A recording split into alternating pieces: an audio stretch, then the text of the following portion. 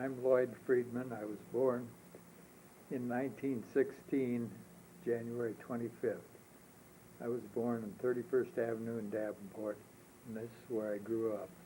I went to Henry Yates School, which was about a block away.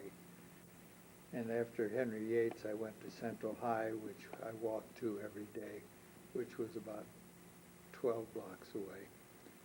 And when I was about 11, 12 years old, it was during the Depression years, and you couldn't get a job during the summer years, so I didn't have anything else to do. And I decided to play tennis, and I practically lived at Dewey tennis courts, and I was there almost every day, and I loved it. In fact, tennis was my life when I was that young.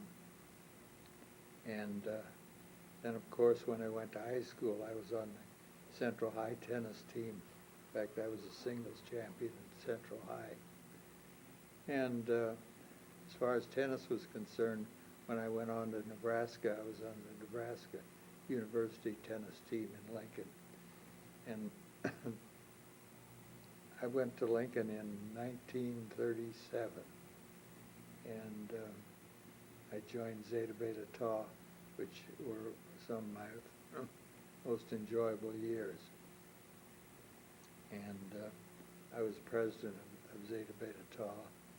I forgot to mention, when I went to high school, the Jews at Central High were sort of isolated, and we never had access to the few clubs that were at Central High. So we formed our own club called the Rono, which is honor backwards. I was also president of that organization. Anyhow, I went to Nebraska and lived in the ZBT house. And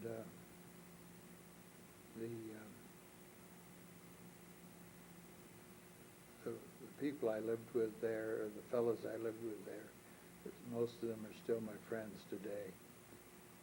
And I took ROTC at the university, which was probably one of the luckiest things I ever did in my life, because I got out of university and I went to work for Goldstein Chapman's. I worked there for a couple of years, and then I was called to Army duty, and this was in, I think, 1940, and I went to Fort Huachuca, Arizona, where I spent a year, and I thought I was going to an old Army post, which was supposedly luxurious in those days, but this was just a few buildings in a cactus field, and I drove down with another fellow from Omaha, and we were there long enough. We were there a year, and I got out then. I got out when it was called terminal leave, and that was December 15th of that year. And you always used to get out, if you had any leave coming, you could get out the number of days that you had leave coming. So I came home, and I remember on December 7th, I was at the home of my close friend, Lloyd Malashok, and his wife, Babette, who was the daughter of Henry Monsky, and we were sitting there. We heard that the Japanese bombed Pearl Harbor. Well, then I knew that my days in the Army were going to continue for a while.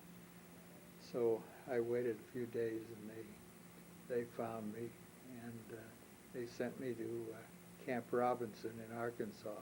Well, I never got off the train to see Camp Robinson. I got on another train, and they took us to California. We were to guard the coast of California from any Japanese invasion, which was sort of ridiculous. But anyhow, I went to California, and this was the first time I ever saw a palm tree when we got to Los Angeles. And we were sent and we spent most of our time in California, in Long Beach. We were billeted in the Long Beach baseball team's headquarters, and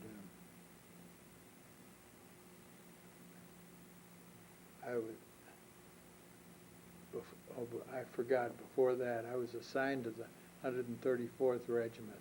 This was the Nebraska National Guard. Well, if you weren't a National Guard officer, you were about the lowest private in the whole regiment. So I was assigned as a special services officer. Well, in wartime, this is like nothing. So anyhow, eventually, when we were sent up to Long Beach, I got transferred to the 137th Regiment, which was the Missouri National Guard, and the colonel was a reserve officer from New York. And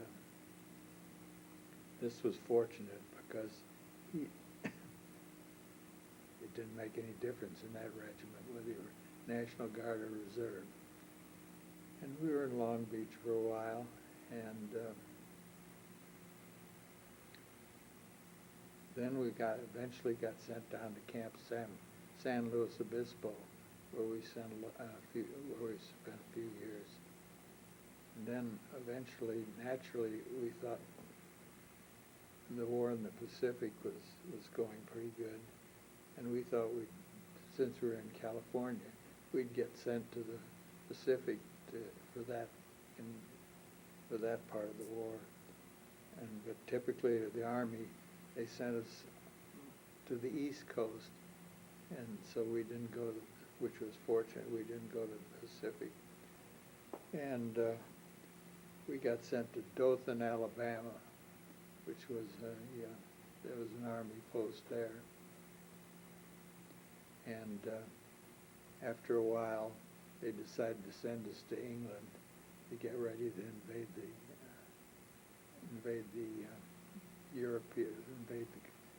France. So we were in the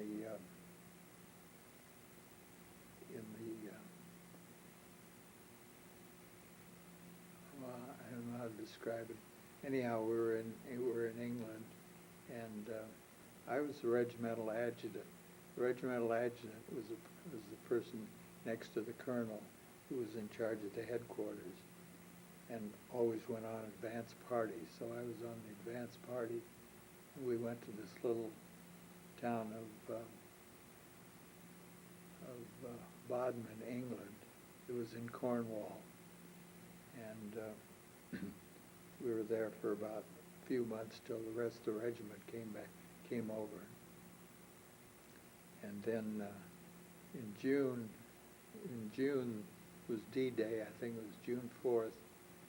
And fortunately, we were not assigned to go over on D-Day, because I probably wouldn't be here today if that had happened. Anyhow, but the 1st of July, we got ready to get into the landing boats, and we went over to Omaha Beach. And the Omaha Beach had already been secured by the troops that landed there in the first part of June. And I always remember we climbed up that cliff on Omaha Beach. Of course, there was no resistance there, and we were encamped, getting ready to go to the front lines. And we had several of our men were reported to the medical group, or whatever it was called, I forget, with SIW. That's called a self-inflicted wound. Some of those, I'll admit, I was pretty nervous myself, but I didn't shoot myself in the foot, but several boys did. And then we went to the hedgerows, which were above St. Lo, and our division eventually took St. Lo, and we broke out from there. And then we went down further to the south, and first we were assigned to Bradley's army, and then we got assigned General Patton's army. And with General Patton, he was always in a hurry. So we went across France below Orleans, and we had very little resistance at that time. But eventually, as we got closer to Germany, we had much greater resistance. But we eventually got across to the Rhine River, and that was about when VE Day was. I think it was VE Day was, I don't know whether it was in May or August, but anyhow, we were very happy that time. Then they thought we were going to get reassigned and sent to the Pacific, and then of course the atom bombs were dropped, and Japan surrendered, and so we knew we weren't going over there. And so our regiment went up to Le Havre, which was the debarkation point, and we got on a boat called the SS Cristobal and back to the States. When we got to the States, they put us on a train that went through Canada and then down south to Fort Leavenworth, and that's where I was discharged. And I came back to Omaha, and of course I didn't know what I was going to do. I'd worked for Goldstein Chapman's, and somehow or other, Dave Goldman at Herzberg's got hold of me and offered me a job at Herzberg's. He said he was going to retire fairly soon one of these days, and I could be eventually president of Herzberg's. Well, as it ended up, I was at Herzberg's 10 years, and I can't say that was the most enjoyable 10 years of my life. And unfortunately, I got out at the end of 10 years, and Norman Rips wanted to start an insurance agency called Allied Insurers. And he didn't like to call on people, so he got hold of me, and I joined him. We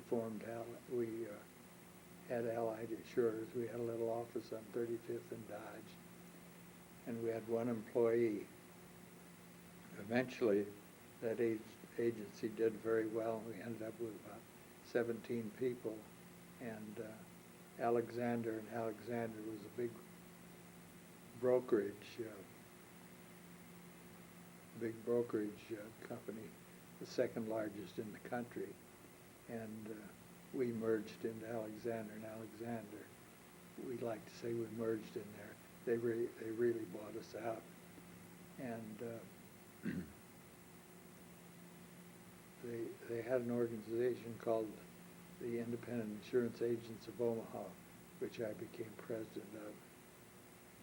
And I forgot, while I went to university, I acquired another presidency. I was president of the Interfraternity Council, which was fun, I guess. Anyhow, in 1980, we joined Alexander and Alexander. And I wasn't exactly ready to retire then, so I stayed with them. And I stayed with them until the 1990s, and then I eventually retired.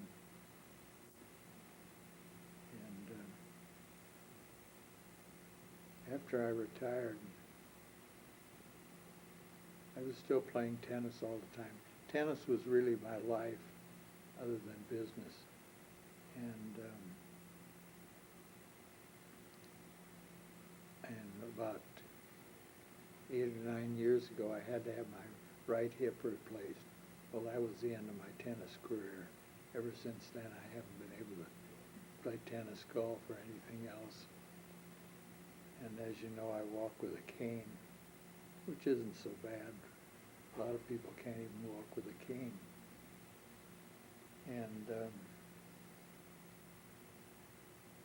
I forgot to mention one important event that occurred in 1947. I got married, and that was a big event in my life.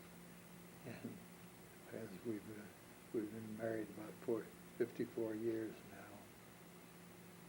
I'd like to ask you a question. Can you tell me about your parents? Yeah, oh sure. My dad and mother, of course I loved my parents, but my dad was very active. He used to mow the lawn, and he was a small contractor. He wasn't, and he used to do mostly remodeling, but he did build a few buildings and houses. He built the one building he claimed fame to was building the pavilion in Elmwood Park, which still stands today. And I love my father. I love my mother too, but my father I was closer to. And a lot of times he would take me down to Herzberg's early in the morning when I go to work, because we only had the one car. So I would leave the other car for Lois to run around in. And Did you have any siblings? I had one brother who was 5 years older than I was, and every time he would graduate from high school, I would go to high school the next year. And he graduated from the University of Nebraska in Lincoln, and I would go to Lincoln the next year. And my father had gone to the University of Nebraska in Lincoln and graduated from the engineering school in 1902. And of course, my brother was a chemist. I didn't know what I was going to take when I went to the university. So my brother took chemistry, so I thought, well, I'll take chemistry. So I took chemistry, but I didn't last very long. It was a little too difficult. And he eventually came back to Omaha and worked for F&F Cough Drops. And I'm sure you remember that name. And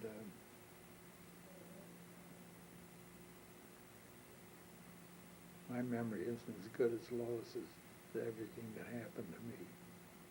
I have to ask you the crowning question. Where did the name Buck come from? Oh, well, I didn't want to bore you with that, but while I was going to Nebraska, in the fraternity house, there was another person by the name of Lloyd. That was Lloyd Malashok. And anyhow, at that time, Benny Friedman was a big quarterback at the University of Michigan. So they started calling me Benny after Benny Friedman. Well, then, along those years, Jack Benny was very popular. He was known as Buck Benny.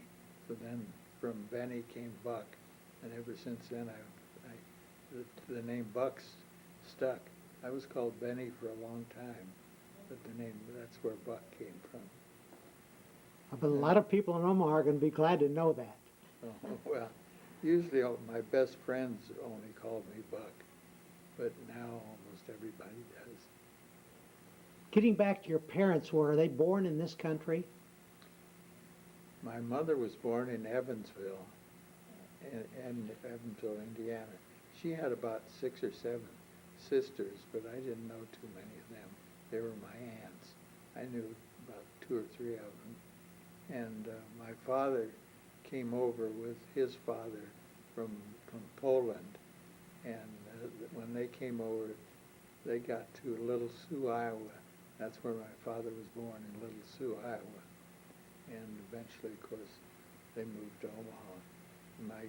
My grandfather was a watchmaker until the day he died. He had a little shop on Dodge Street, I think it was. And he used to repair watches. And he died. When he died, he was 93 years old. My father didn't die until he was almost 102. And he had all his faculties. The only thing he couldn't do, he couldn't walk very well. He got himself one of those electric carts, and he lived over in Skyline Manor until he died.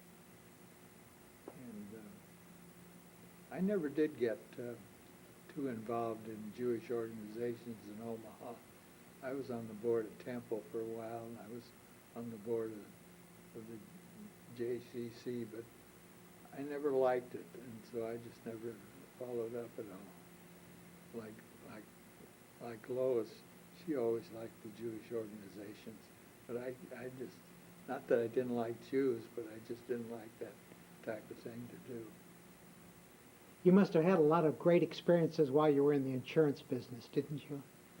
Oh yeah, the worst time was when we had the tornado here in 1975, I think it was, and that was a disaster. But no, more of my memorable experiences were in the Army rather than the insurance business. But the Army wasn't so bad because I guess it was because I was always in charge of regimental headquarters. So I was on the front line some of the time, but a lot of the time. My job was when our troops advanced, I had to go out on my little Jeep with a driver and find a location for the new headquarters. And that was about the most dangerous thing that I did, was dodging artillery fire. I didn't have to dodge rifle fire too much. But so the Army treated me pretty good. I can't complain. I started out as a lieutenant and I ended up as a major, so it wasn't too bad. I guess I must have done something right. I got a Bronze Star, and as Bob Carey didn't care much for his Bronze Star, I didn't think much of my Bronze Star either. And I got a Luxembourg Croix de Guerre. Don't ask me what it was for. I think it was just for going through Luxembourg up to the Battle of the Bulge.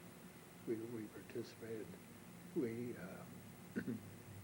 freed up the 101st Airborne. I remember we took Nancy and Metz just before Christmas, and we were billeted in the barracks at Metz. Metz was in Germany and Nancy was in France. And we thought we were going to get a good rest for a while.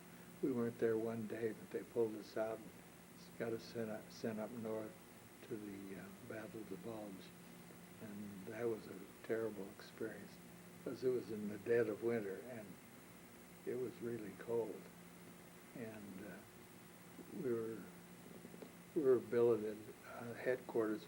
We found a farmhouse to billet down in, and most of the troops were out in the forest that was in front of us where the Germans were coming through. What division were you with? We were with the 35th Division, which was first under Bradley and then under Patton. And then after Patton, we got back under, I think it was Simpson, I think was the general. That's a little vague. We never had much to do with division headquarters anyhow, so we didn't see a lot of those persons. Did your division get over in the Alsace area? Oh yeah, we took a glass factory at Sarga Mines in Alsace-Lorraine, and that we went down to after the Battle of the Bulge. After that subsided, we went back south again, and we went into Alsace-Lorraine. And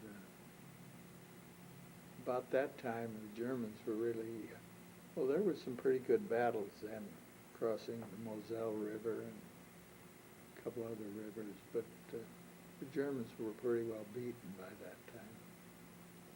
Did you get near the Natzweiler concentration camp that was in Alsace? I saw no concentration camps. Our regiment got 5 battle stars. There were 5 different campaigns. And they used to give us a ribbon for each battle star. So I think I still got the ribbon somewhere. But your memories of France at that time were a little bit not real pleasant, are they? No. Well, if you were in a French village, that's nothing like Paris and those places. I mean, Paris even at that time was a very modern city. And after the war was over, we were stationed right on the Rhine in a town called Boppard.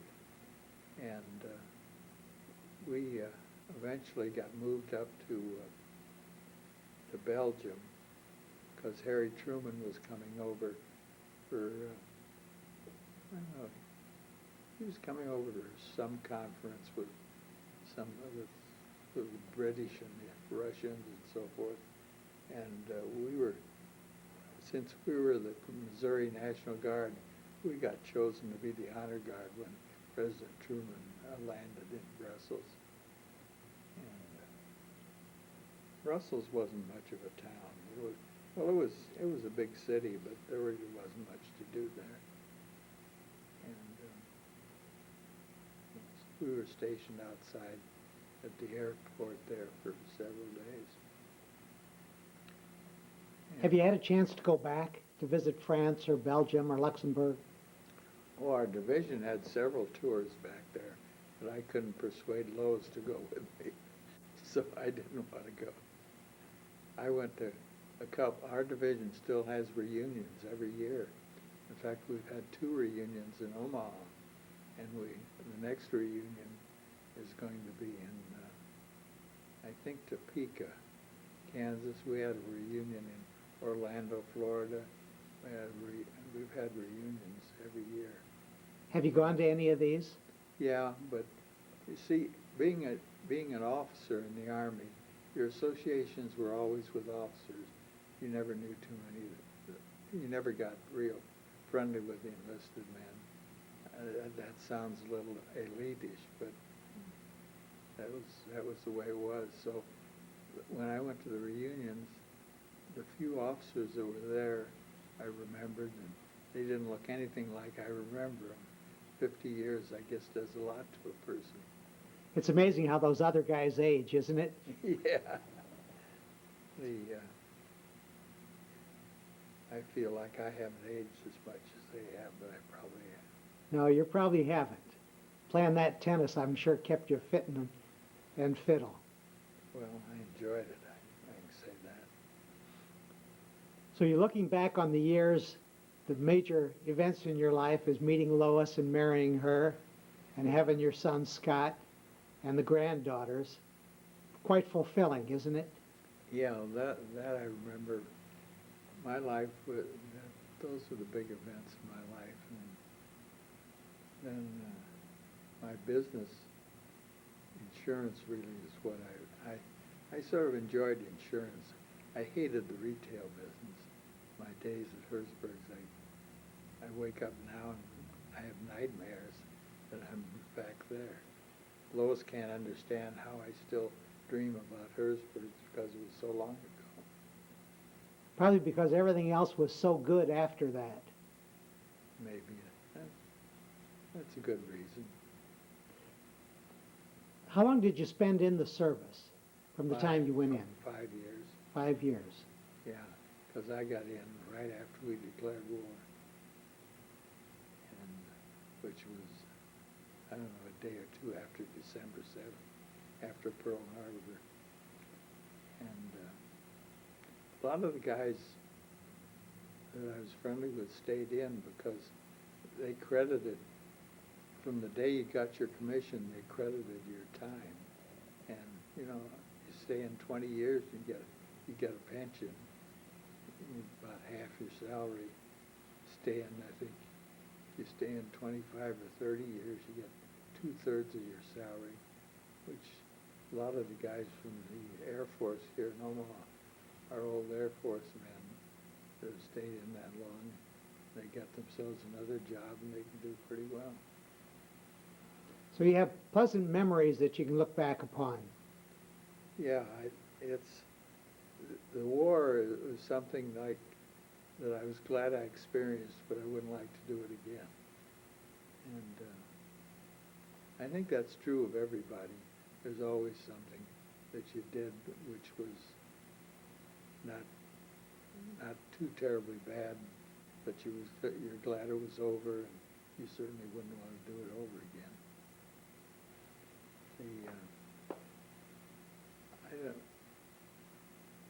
It's funny, in university, I did a lot of extracurricular activities, but after I got out of university, I never really did organizations. I never cared much for the Jewish organizations, and the other organizations I didn't really do much in. I think, well, the Safety Council, I was on the board of that for quite a while. And they eventually called it the Safety and Health Council. You've seen a lot of changes in Omaha over those years, haven't you? Oh, God, yes.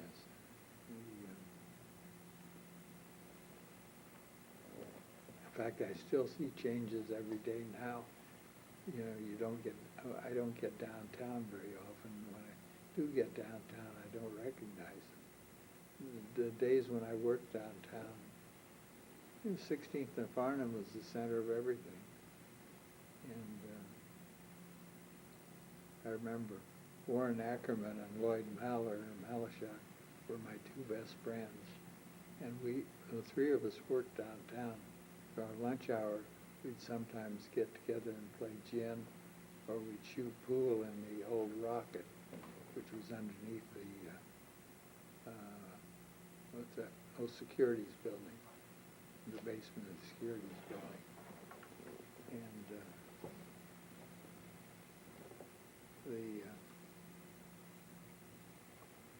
when I was in high school, this is interesting. When I was in high school, my folks were not really very wealthy, and they of course didn't belong to Highland Country Club, but I liked golf and besides tennis, and I joined Highland Country Club for an initiation fee of $25, and that was when I went to high school, and of course I stayed in Highland quite a while.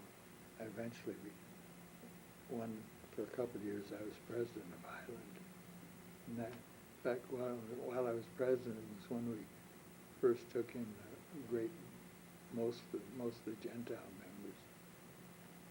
But some people thought that was a downfall, but we couldn't exist.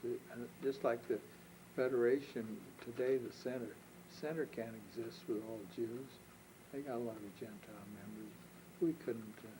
Highland couldn't exist without Gentile members. There just aren't that many Jews in Omaha. Lloyd, is there any message you would like to leave for your family to remember you by?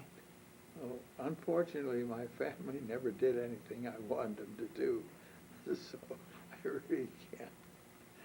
I can't. I'm very happy with my family. We're really, really very lucky that our son stayed in Omaha. And he married such a great girl, and then I have two lovely granddaughters, and just keep doing what they're doing. That's about all I can tell them. Enjoy life.